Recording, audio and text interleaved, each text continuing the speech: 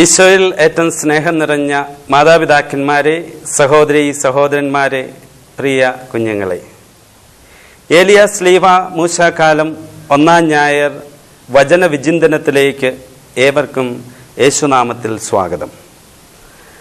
ആരാധനാക്രമവത്സരത്തിലെ ഈ കാലഘട്ടത്തിൽ സഭ കുരിശിൻ്റെ വിജയവും സ്വർഗത്തെ ലക്ഷ്യമാക്കിയുള്ള സഭയുടെ ഈ ലോകത്തിലെ പ്രയാണവും ചിന്താവിഷയമാകുന്നു.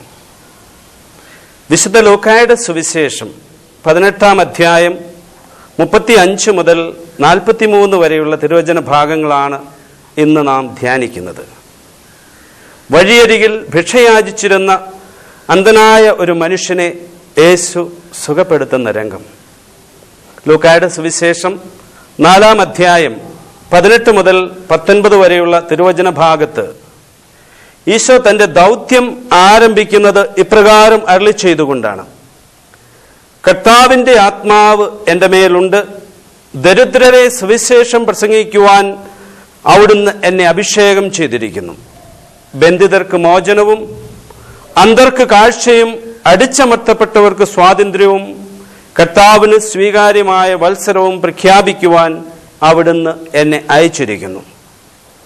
ഈശോ തൻ്റെ ദൗത്യം ആരംഭിച്ചത് പരിശുദ്ധാത്മാവിനാൽ നിറഞ്ഞാണ്. ഈശോ ആത്മാവിനാൽ നിറഞ്ഞ് ഇപ്രകാരം ഉദ്ഘോഷിക്കുന്നു: അവിടുന്ന് എന്നെ അയച്ചിരിക്കുന്നത് ബന്ധിതർക്ക് മോചനവും അന്ധർക്ക് കാഴ്ചയും നൽകുന്നതാണ്. തൻ്റെ ദൗത്യം പൂർത്തിയാക്കി പിതാവിൻ്റെ പക്കലേക്ക് തിരികെ പോകുന്നതിന് മുൻപായി ഈശോ അന്ധനായ ഈ യാചകനെ സുഖപ്പെടുത്തുന്നു. ആ ഭാഗമാണ് നാം ഇന്നത്തെ സുവിശേഷത്തിൽ കേട്ടത്. ഈ സുവിശേഷ ഭാഗത്ത് 3 വ്യത്യസ്ത തരത്തിലുള്ള വ്യക്തികളെ നാം പരിചയപ്പെടുന്നുണ്ട്. ഒന്നാമതായി അന്ധനായ മനുഷ്യൻ, രണ്ടാമത് യേശുവിനെ അനുഗമിക്കുന്ന ഒരു വലിയ ജനക്കൂട്ടം, മൂന്നാമത് നാം കാണുന്നത് യേശുവിനെയാണ്. ഈ 3 വ്യക്തികളുടെ ജീവിതത്തിലും മനോഭാവത്തിലും വ്യത്യസ്തതകളുണ്ട്. ഒന്നാമതായി നാം ധ്യാനിക്കുന്നത് അന്ധനായ ഈ മനുഷ്യനെ കുറിച്ചാണ്. ഈ മനുഷ്യന്റെ ബാഹ്യ നേത്രങ്ങൾക്ക് കാഴ്ചയില്ലായിരുന്നെങ്കിലും അദ്ദേഹത്തിന് ഉൾക്കാഴ്ചയുണ്ടായിരുന്നു. അയാളുടെ ജീവിതത്തിൽ അയാൾക്ക് ഒരു വിശ്വാസമുണ്ടായിരുന്നു. അയാളുടെ ഹൃദയത്തിന്റെ ഉള്ളിൽ അദ്ദേഹം ദൈവത്തെ അന്വേഷിച്ചിരുന്നു. സക്കേവുസിനെ പോലെ ദൈവത്തെ ഒന്ന് കാണുവാനായി തീവ്രമായി ആഗ്രഹിച്ചിരുന്ന ഒരു വ്യക്തിയാണ് ഈ അന്ധനായ മനുഷ്യൻ. ഈ വിശ്വാസം അദ്ദേഹത്തിൻ്റെ ജീവിതത്തിലെ പ്രത്യാശ നൽകി. നമുക്കറിയാം, അന്ധനായ ഒരു വ്യക്തിയുടെ ജീവിതത്തെ ധ്യാനിക്കുമ്പോൾ നമ്മൾ പലപ്പോഴും അന്ധരായ വ്യക്തികളെ കണ്ടിട്ടുണ്ട്.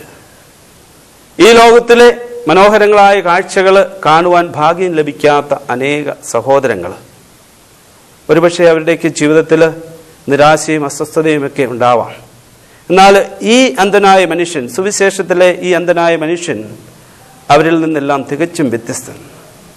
തൻ്റെ രോഗത്തെയോ തൻ്റെ ജീവിതാവസ്ഥയോ പഴിചാരാതെ, അതിനെക്കുറിച്ച് നിരാശപ്പെട്ട് തൻ്റെ ജീവിതത്തെയും ദൈവത്തെയും പഴിച്ച് അയാൾ നിരാശയിൽ കഴിയുന്നില്ല. മറിച്ച് അയാൾ പ്രത്യാശയോടെ, ജീവിതത്തിൽ എന്തെങ്കിലും ദൈവത്തിൻ്റെ ഇടപെടൽ ഉണ്ടാവുമെന്ന പ്രതീക്ഷയോടെ ദൈവത്തിൻ്റെ വരവിന് വേണ്ടി കാത്തിരിക്കുന്ന ഒരു മനുഷ്യനെയാണ് ഈ അന്ധനായ യാചകനിൽ നാം കാണുന്നത്. വഴിയരികിൽ ഭിക്ഷയാചിച്ചിരിക്കുമ്പോഴും അയാളുടെ ശ്രദ്ധ തൻ്റെ ഭിക്ഷാപാത്രത്തിൽ വീണിരുന്ന നാണയത്തുട്ടുകളിലേക്കല്ല. മറ്റൊരർത്ഥത്തിൽ ഈ മനുഷ്യൻ തൻ്റെ ജീവിതത്തിൻ്റെ ചെറിയ ലോകത്തിൽ ഒതുങ്ങിക്കൂടുന്ന ഒരുവനല്ല. തൻ്റെ അന്ധതയുടെയും പരിമിതികളുടെയും ഇടയിൽ പോലും ചുറ്റും നടക്കുന്ന ലോകത്തിൽ എന്തൊക്കെ സംഭവിക്കുന്നു എന്ന് വളരെ ശ്രദ്ധയോടെ നോക്കിക്കാണുന്ന ഒരു മനുഷ്യനെയാണ് നാം അന്ധനായ മനുഷ്യനിൽ കാണുന്നത്. ചുറ്റും നടക്കുന്ന ഈ കാര്യങ്ങളിലേക്ക് ശ്രദ്ധയൂന്നുമ്പോൾ ഈ മനുഷ്യൻ യേശു വഴിയെ വരുമ്പോൾ മറ്റുള്ളവരോട് അന്വേഷിക്കുകയാണ്: ആരാണ് ഇതിലേക്ക് കടന്നു വരുന്നത്? എന്താണ് ഇവിടെ സംഭവിക്കുന്നത്? അദ്ദേഹത്തിന്റെ ഈ അന്വേഷണമാണ് യേശുവിലേക്ക് ഈ മനുഷ്യനെ നയിക്കുന്നത്. യേശുവാണ് ആ വഴിയെ കടന്നു പോകുന്നത് എന്നറിയുന്ന നിമിഷം അവൻ വിളിച്ച് പ്രാർത്ഥിക്കുകയാണ്: ദാവീദിന്റെ പുത്രനായ യേശുവേ, പാപിയായ എന്നിൽ കനിയണമേ. വീണ്ടും ഈ മനുഷ്യൻ ആവർത്തിച്ച് ഏറ്റുചൊല്ലുന്നൊരു പ്രാർത്ഥന, ദാവീദിന്റെ പുത്രനായ യേശുവേ എന്നിൽ കനിയണമേ. ഒരുപക്ഷെ ചെറിയ ഒരു പ്രാർത്ഥന, അധികം ദൈർഘ്യമില്ലാത്ത തികച്ചും വ്യത്യസ്തമായൊരു പ്രാർത്ഥന. എന്നാൽ ഈ ഒരു പ്രാർത്ഥന വലിയ ഒരു പ്രാർത്ഥനയാണ്. അന്ധനായ മനുഷ്യന്റെ കണ്ണുകൾ തുറപ്പിക്കുന്ന പ്രാർത്ഥനയാണ്. വിശ്വാസത്തോടുള്ള പ്രാർത്ഥന. തന്നെ സൗഖ്യപ്പെടുത്തുവാൻ കഴിവുള്ളവന്റെ മുൻപിൽ എല്ലാം മറന്ന് നിലവിളിക്കുന്ന ഒരു മനുഷ്യന്റെ പ്രാർത്ഥന. മറ്റൊരർത്ഥത്തിൽ ഇത് വലിയ ഒരു വിശ്വാസ പ്രഖ്യാപനമാണ്. എന്റെ കർത്താവേ, എന്റെ ദൈവമേ എന്ന് ഉറക്കെ പ്രഖ്യാപിച്ച തോമാസ് ശ്ലീഹായുടെ വിശ്വാസ പ്രഖ്യാപനം പോലെ തന്നെ, സ്നേഹമുള്ളവരെ, ജനക്കൂട്ടം നിശബ്ദനാക്കാൻ ശ്രമിക്കുമ്പോഴും തൻ്റെ ലക്ഷ്യത്തിൽ നിന്നും തൻ്റെ വിശ്വാസത്തിൽ നിന്നും പിന്മാറാതെ ഉറക്കെ വിളിച്ചു പ്രാർത്ഥിക്കുന്ന മനുഷ്യൻ. യേശുവിനെ കാണുന്നതിന് ജനക്കൂട്ടം ഒരു തടസ്സമാണെങ്കിൽ പോലും സക്കേവുസിനെ പോലെ തൻ്റെ തടസ്സം നീക്കുന്നതിനായി ജനങ്ങൾക്ക് മുൻപേ ഓടി ഒരു സിക്കമർ മരത്തിൽ കയറിയിരുന്നത് പോലെ ഈ മനുഷ്യൻ കൂടുതൽ ഉറക്കെ ദൈവത്തെ വിളിച്ചു പ്രാർത്ഥിക്കുകയാണ്. ഇന്ന് ഒരുപക്ഷെ ഈ അന്ധനായ മനുഷ്യൻ നമ്മെ പഠിപ്പിക്കുന്ന വളരെയേറെ കാര്യങ്ങളുണ്ട്. നിരാശയിൽ കഴിയുന്ന, വിശ്വാസം നഷ്ടപ്പെട്ട അനേക ജീവിതങ്ങളെ നമ്മുടെ ചുറ്റും നമുക്ക് കാണുവാനായിട്ട് സാധിക്കും. ജീവിതത്തിൽ സ്വന്തം പ്രതീക്ഷകൾക്കൊത്ത് കാര്യങ്ങൾ നടക്കാതെ വരുമ്പോൾ, ബിസിനസ് പരാജയപ്പെടുമ്പോൾ, ഒരുപക്ഷെ അപ്രതീക്ഷിതമായ ചില രോഗങ്ങൾ, ചില പരാജയങ്ങൾ, കടബാധ്യതകൾ ഉണ്ടാകുമ്പോൾ നമ്മൾ പലപ്പോഴും നിരാശയിലേക്ക് ആണ്ടുപോകാറുണ്ട്. നമ്മുടെ ഇല്ലായ്മകളിലേക്കും കുറവുകളിലേക്കും നോക്കി നിരാശയുടെ ചുറ്റുമതിൽ തീർത്ത് അതിൽ ഒതുങ്ങിക്കൂടുന്ന ചില വ്യക്തികളെങ്കിലും നമ്മുടെ സമൂഹത്തിൽ നമുക്ക് കാണുവാനായിട്ട് സാധിക്കും. സ്നേഹമുള്ളവരെ, ഇന്നത്തെ സുവിശേഷം നമുക്ക് നൽകുന്ന സന്ദേശം നാം പ്രത്യാശയുടെ മക്കളായി തീരണമെന്നാണ്. നിരാശയിലേക്ക് അടിമപ്പെട്ടവരല്ല, മറിച്ച് ക്രിസ്തു നൽകുന്ന പ്രത്യാശ സ്വന്തമാക്കുവാനായിട്ട് വിളിക്കപ്പെട്ടവരാണ് നാം. യേശുവിന്റെ വരവിനായി കാതോർത്തിരുന്ന അന്ധനായ ആ മനുഷ്യനെ പോലെ നമ്മുടെ ജീവിതത്തിൽ യേശുവിന്റെ ഇടപെടലുകൾ ഉണ്ടാകുവാൻ നമുക്ക് പ്രത്യാശയോടെ കാത്തിരിക്കാം. വീണ്ടും നാം കാണുന്ന ഒരു വ്യക്തി അല്ലെങ്കിൽ ഒരു സമൂഹം എന്ന് പറയുന്നത് വലിയ ഒരു ജനക്കൂട്ടമാണ്. സുവിശേഷത്തിലൂടെ നാം കണ്ണോടിക്കുമ്പോൾ യേശുവിനെ അനുഗമിക്കുന്ന അനേക ജനക്കൂട്ടത്തെ നമുക്ക് കാണുവാൻ സാധിക്കും. അവർ പല സ്വഭാവക്കാരും പല ഉദ്ദേശ ലക്ഷ്യങ്ങളോടും കൂടെ യേശുവിനെ അനുഗമിച്ചിരുന്നവരാണ്. വിശുദ്ധ യോഹന്നാന്റെ സുവിശേഷം 6-ാം അധ്യായം 26-ാം തിരുവചനത്തിൽ നാം ഇപ്രകാരം കാണുന്നു. യേശു തന്നെ അനുഗമിച്ചിരുന്നവരോട് ചോദിക്കുന്നൊരു ചോദ്യമുണ്ട്. അപ്പം ഭക്ഷിച്ച് തൃപ്തരായതുകൊണ്ടല്ലേ നിങ്ങൾ എന്നെ അനുഗമിക്കുന്നത്? അപ്പം ഭക്ഷിക്കുവാൻ വേണ്ടി, അപ്പക്കഷ്ണം ലഭിക്കുവാൻ വേണ്ടി യേശുവിനെ അനുഗമിച്ചിരുന്നവർ, രോഗസൗഖ്യത്തിനു വേണ്ടി യേശുവിനെ അനുഗമിച്ചിരുന്നവർ, അതോടൊപ്പം തന്നെ വേറെ ചിലർ യേശുവിൻ്റെ അത്ഭുത പ്രവൃത്തികളും പ്രബോധനങ്ങളും കേൾക്കുവാനുമൊക്കെ വന്നവർ. അവരിൽ പലരും കാര്യസാധ്യങ്ങൾക്ക് ശേഷം യേശുവിനെ ഉപേക്ഷിച്ചു പോകുന്നവരുണ്ട്. വചനം കേട്ട് മാനസാന്തരപ്പെടാൻ മടി കാണിച്ചവരുണ്ട്. പലരും ഈ വചനം കഠിനമാണെന്ന് പറഞ്ഞ് തിരിച്ചു പോയവരുണ്ട്. സ്നേഹമുള്ളവരെ, യേശുവിൻ്റെ ചുറ്റും ഉള്ള ജനക്കൂട്ടത്തെ 2 വിഭാഗങ്ങളായി നമുക്ക് തിരിക്കുവാൻ സാധിക്കും.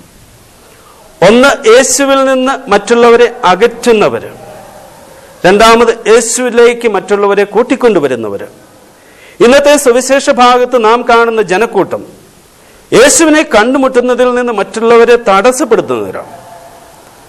അന്ധനായ മനുഷ്യൻ യേശുവിനെ കാണുവാൻ ആഗ്രഹിച്ചു നിലവിളിക്കുമ്പോൾ അവനെ നിശബ്ദനാക്കുന്ന ഒരു ജനക്കൂട്ടത്തെയാണ് ഇന്നത്തെ സുവിശേഷ ഭാഗത്ത് നാം കാണുന്നത്. യേശുവിനെ അനുഗമിക്കുമ്പോഴും സമൂഹത്തിൽ അവഗണിക്കപ്പെട്ടവരെയും പാർശ്വവൽക്കരിക്കപ്പെട്ടവരെയും വീണ്ടും ഒറ്റപ്പെടുത്തുകയും നിശബ്ദരാക്കുകയും ചെയ്യുന്ന ഒരു സമൂഹം. എന്നാൽ വിശുദ്ധ മർക്കോസിന്റെ സുവിശേഷം 2-ാം അധ്യായം 1 മുതലുള്ള തിരുവചനത്തിൽ നാം കാണുന്നുണ്ട്. 4 പേർ ചേർന്ന് ഒരു തളർവാദ രോഗിയെ യേശുവിൻ്റെ അടുക്കിലേക്ക് കൊണ്ടുവരികയാണ്.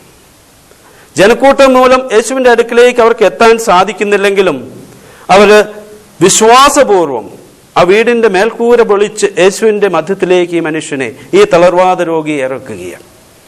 അവരുടെ വിശ്വാസം കണ്ടുകൊണ്ട് യേശു ആ തളർവാദ രോഗിയെ സൗഖ്യപ്പെടുത്തുകയാണ്. സ്നേഹമുള്ളവരെ, നാം ചിന്തിക്കേണ്ട ഒരു കാര്യമുണ്ട്. നമ്മുടെ ജീവിതത്തിലൂടെ യേശുവിനെ മറ്റുള്ളവരിലേക്ക് എത്തിക്കുവാൻ, മറ്റുള്ളവരെ യേശുവിലേക്ക് എത്തിക്കുവാൻ നമുക്ക് സാധിക്കുന്നുണ്ടോ? അതെയോ ഇന്നത്തെ സുവിശേഷത്തിൽ നാം കണ്ട സമൂഹത്തെ പോലെ മറ്റുള്ളവരെ യേശുവിൽ നിന്ന് അകറ്റുന്നവരാണോ? നമ്മുടെ ജീവിത ശൈലി മറ്റുള്ളവർക്ക് യേശുവിനെ കണ്ടുമുട്ടുന്നതിന് തടസ്സമാകുന്നുണ്ടോ? എൻ്റെ സംസാരവും പെരുമാറ്റവും എൻ്റെ കുടുംബാംഗങ്ങൾക്ക്, മക്കൾക്ക്, മറ്റുള്ളവർക്ക് ഇടർച്ചയ്ക്ക് കാരണമാകുന്നുണ്ടോ? സമൂഹത്തിലെ ദരിദ്രരെയും ആലംബഹീനരെയും രോഗികളെയും യേശുവിലേക്ക് കൊണ്ടുവരുന്നതിൽ ഞാൻ ശ്രദ്ധാലുവാണോ? എൻ്റെ വിശ്വാസ തീഷ്ണത മറ്റുള്ളവരെ ദൈവാനുഭവത്തിലേക്ക് നയിക്കുന്നുണ്ടോ? സ്നേഹമുള്ളവരെ, ഇന്നത്തെ സുവിശേഷത്തിൽ നാം കണ്ടുമുട്ടുന്ന മൂന്നാമത്തെ വ്യക്തി മറ്റാരുമല്ല, യേശുനാഥൻ തന്നെ. ജനക്കൂട്ടത്തിലെ തിക്കിലും തിരക്കിലും ബഹളത്തിനിടയിൽ തന്നെ വിളിച്ചപേക്ഷിക്കുന്നവന്റെ നിലവിളിക്ക് കാതോർക്കുന്ന യേശു, അവനെ തൻ്റെ ചാരത്ത് ചേർത്ത് നിർത്തി അവൻ ആവശ്യമുള്ളതെല്ലാം നൽകുന്ന പൊന്നു തമ്പുരാൻ. സ്നേഹമുള്ളവരെ, സങ്കീർത്തനം 56:8 നാം ഇപ്രകാരം വായിക്കുന്നു: അവിടുന്ന് എൻ്റെ അലച്ചിലുകൾ എണ്ണിയിട്ടുണ്ട്, എൻ്റെ കണ്ണീർ കണങ്ങൾ അവിടുന്ന് കുപ്പിയിൽ ശേഖരിച്ചിട്ടുണ്ട്.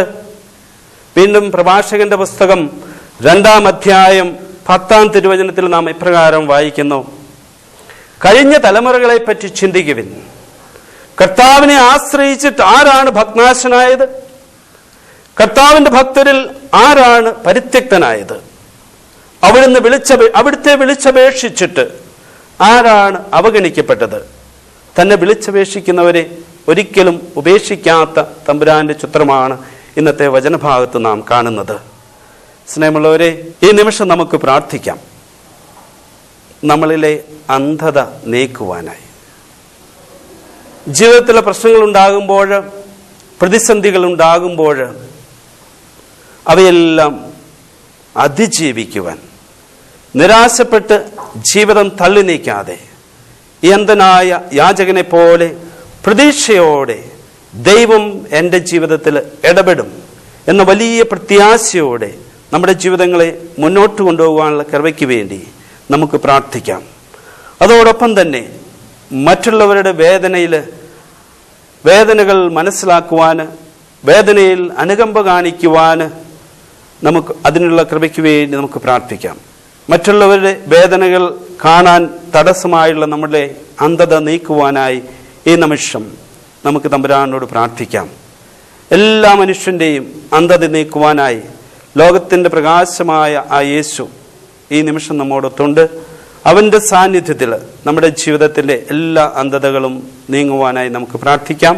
പിതാവിൻ്റെയും പുത്രൻ്റെയും പരിശുദ്ധാത്മാവിൻ്റെയും നാമത്തിൽ ആമേൻ.